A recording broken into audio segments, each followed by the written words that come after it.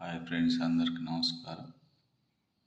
2002లో మీకు ఓటు హక్కు లేకుంటే కుడి సైడ్లో ఉన్నటువంటి దాంట్లో ఫామ్లో ఫిలప్ చేయాల్సి ఉంటుంది.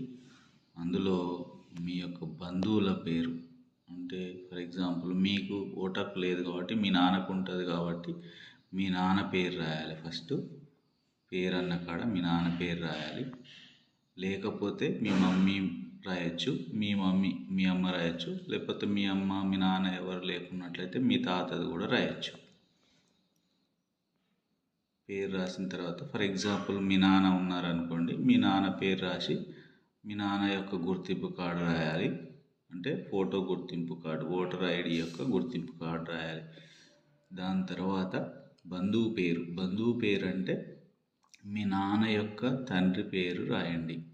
తండ్రి పేరు రాసిన తర్వాత బంధుత్వం దగ్గర తండ్రి అని రాయాలి. ఎందుకంటే ఈ పేరులో మీ తండ్రి పేరు, బంధువు దగ్గర తండ్రి పేరు రాస్తాం కాబట్టి ఇక్కడ మీ తండ్రికి తండ్రి అవుతాడు కాబట్టి బంధుత్వం కాడ తండ్రి అని రాయాలి.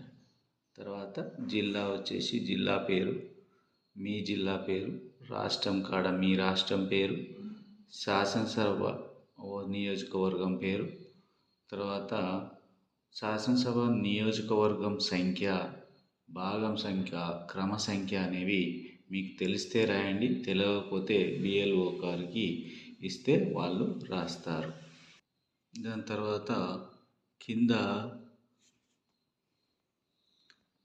పుట్టిన తేదీ అని ఉంది. ఆ పుట్టిన తేదీ దగ్గర మీ యొక్క పుట్టిన తేదీ రాయాలి. తర్వాత ఆధార్ నెంబర్ అంటే మీ యొక్క ఆధార్ నెంబర్ రాయాలి.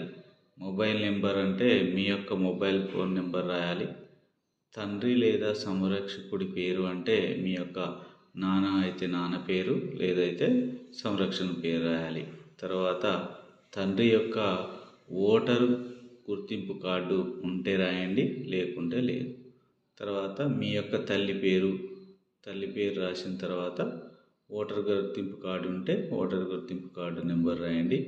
దాని తర్వాత జీవిత భాగస్వామి పేరు అనేది, అందులో ఒకవేళ మీకు పెళ్ళి అయ్యి ఉంటే మీ భర్త పేరు లేదా భార్య పేరు రాయాలి. దాని తర్వాత జీవిత భాగస్వామి ఓటరు గుర్తింపు కార్డు నెంబర్ ఉన్నట్లయితే ఆ నెంబర్ రాయాలి. చివరగా మీ యొక్క సంతకం రాసి బిఎల్ఓ గారికి ఇవ్వగలరు.